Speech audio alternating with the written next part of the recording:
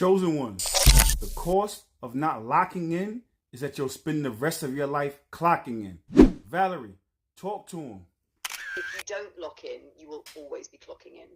Clocking in to somebody else's dream, somebody else's system, somebody else's definition of success. That's the matrix contract. If you don't choose your purpose, you're defaulting to theirs. Locking in means your time belongs to you, your energy belongs to you, your soul belongs to you. But clocking in, and that's when you hand over your mind, your body, your spirit to cycles that drain you. Whether it's a job you hate, a toxic relationship, or even an old story you keep replaying. So every day you're faced with the choice. Are you going to lock into your calling or clock into their control? All money ain't good money. All relationships ain't good relationships. All company is not good company. It's better to be alone and to be working for yourself, to clock into somebody else's vibe, to clock into somebody else's wave, to clock into for somebody else's time and clock in for someone else's dime. So I say that to say is that, you know, when you take these situations, right, and you clock in for someone else, that's because you haven't done the work on yourself. You don't know your own purpose. So instead of having no purpose, you adopt someone else's purpose. And if you do that, then you acquiesce your purpose. You acquiesce what your calling is. You acquiesce what your dreams are. And what will happen is that makes you end up being stuck. That makes you stuck to the matrix. That makes you stuck to the programming. That makes you stuck to this plane of existence. And it makes you have to go back to sleep. The thing that what happens next, by you locking in, now you actualize the God in you. You manifest your dreams. You manifest your goals. You end up breaking generational curses. You break generational trauma. And you change the timeline, not just for you, but for your whole lineage. Valerie, talk to him. That's the key right there. When you clock in for somebody else's money, somebody else's company, somebody else's vibe, you're literally stepping into their timeline. You're feeding their dream while starving yours. That's why it always feels draining, even when the paycheck hits. It's spiritual debt. When you lock in, you're not just choosing a hustle, you're choosing authorship. You're saying, my time is sacred, my energy is sacred, my lineage deserves better. That decision activates everything inside you, the God spark, the vision, the courage. Suddenly the generational curses start cracking. Suddenly the family patterns aren't patterns anymore. Locking in isn't selfish, it's the opposite. It's how you free your bloodline, because one person who locks in can shift a whole tree. Every ancestor behind you, every child ahead of you. That's why the Matrix tries so hard to keep you clocking in, not just to own your hours, but to own your lineage.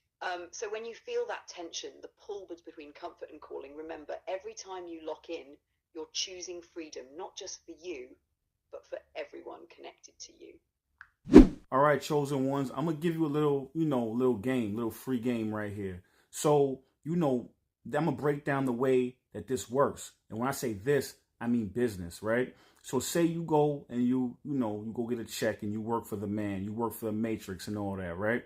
So now when you do that, you take all your time and your energy, you take all that God spark in you convert that into energy and attention. Now you give your energy and attention to someone else's dream, right? So say if you're working for like a little small mom and pop, say like a coffee company or something like that, right? You work for them, you give all of your attention and energy to their dreams. Now you build that for them. Now their kids now have that and they can take it over, right? Their lineage start to matriculate forward, and yours as now matriculates backwards. Now your kids come into this world with nothing, or they only come into this world with debt or money or things of that nature. Now let's extrapolate that out even more. Say, for instance, now that company comes publicly traded, right? So now that little mom and pop coffee shop turns to Starbucks. Now that same company that was a mom and pop that had a soul no longer does. So now that gets dispersed through shareholders to anybody who has the stock and things of that nature. And then now it just becomes a soulless entity that only cares about numbers, etc., and gains, so forth and so on. So now if you then work for this company that now is publicly traded, you really are not even helping another soul at that point. At least when it was a mom and pop, you were helping out another soul.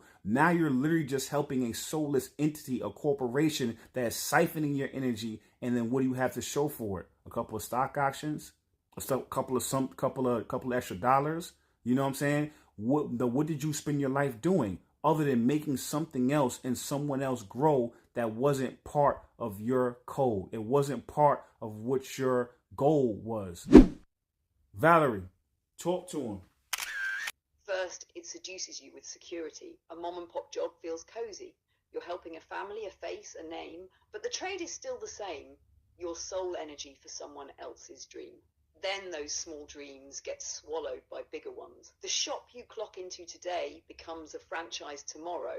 The franchise becomes a corporation, and the corporation becomes a soulless entity with legal personhood but no spirit. It doesn't just take your hours anymore. It disperses your essence into a system designed to never remember your name. You're no longer exchanging labor for money. You're exchanging destiny for oblivion. That's why locking in is more than entrepreneurship. It's spiritual self-ownership. It's saying, I won't let my life force be harvested by a ghost machine.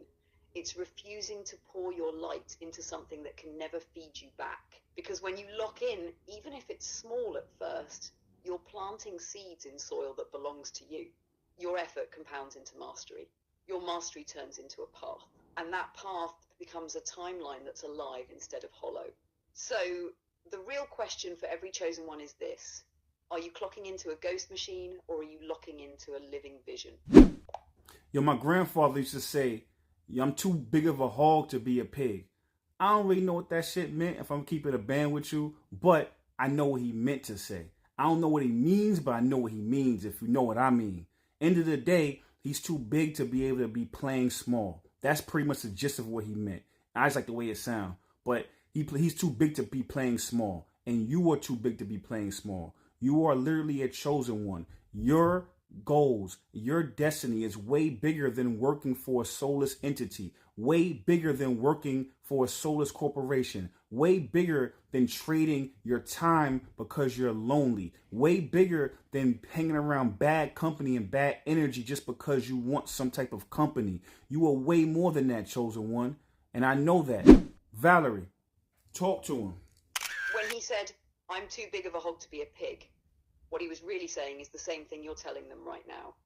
I'm not built to play small. A pig will settle for scraps. A hog, on the other hand, knows its weight, its presence, its impact. That's the energy you're talking about with chosen ones. Playing small isn't just a bad habit, it's a spiritual misalignment. Every time you trade your time for scraps, every time you shrink yourself just to belong, every time you sit in rooms that dim your light just to feel company, you're telling God, I don't believe you made me for more. But when you know who you are, when you lock in, you stop settling for pig rations. You stop giving your soul to a soulless system, a soulless job, a soulless relationship. You stop clocking in for someone else's story and start living your own. Because chosen ones aren't meant to nibble. You're meant to feast. You're meant to build tables, not just sit at them. You're meant to create the wave, not just ride it. So if you're hearing this right now, take this as your confirmation. Stop playing small. Stop clocking in. Start locking in. Your lineage is depending on it. If you made this part of the video, I appreciate you. Thank you very much. What you should do next is follow me on YouTube. If you found this on TikTok, there's a link to my YouTube in my TikTok bio, my description. It will take you right to my YouTube. The reason why you want to do that, we do deep dives every Sunday where we decode and break down the matrix. If you found this on YouTube, follow me on TikTok. My name is Omarvelous 456. On that note, stay tuned.